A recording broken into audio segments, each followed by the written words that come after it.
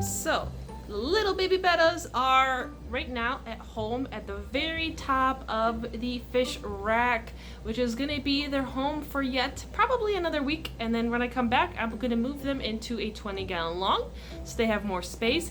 I may actually split this spawn into two because if you can take a closer look, you'll see that although these babies are all from the same spawn and they're all the same age, there are some really big size differences. This tank is not a very deep tank, so those little tiny babies in the back, they're not tiny because they're far away, they're tiny because they're really tiny. And then we have some really chunky babies right there. So they're gonna get separated, and then I will be splitting them between two tanks. I think because this is a bigger spawn, splitting them between two tanks will be adequate for the spawn size, hopefully.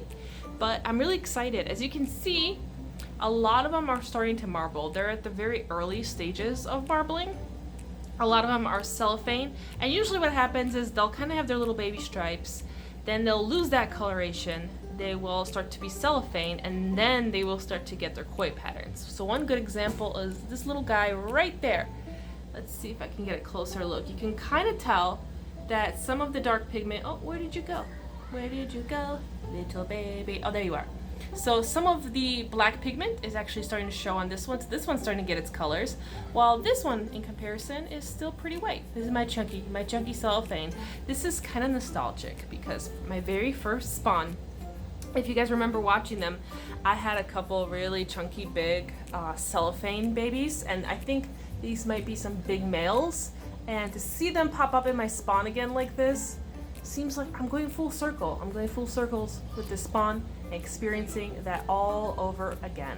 One thing that I actually wanted to ask you is, bless you, that was Daniel.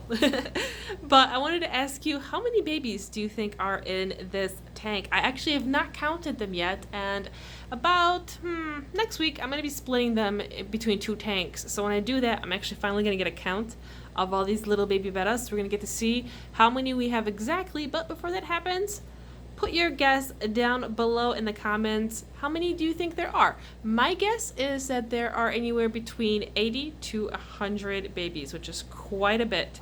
And I would love to know what you think is the number of the cute little baby bettas. I like how they're all gathering here like, hey, are you gonna feed us? Like, you just fed us, but we can totally eat some more. Like, you know, in case you want to. We're totally open to it. There is space in our tummies. They're so cute.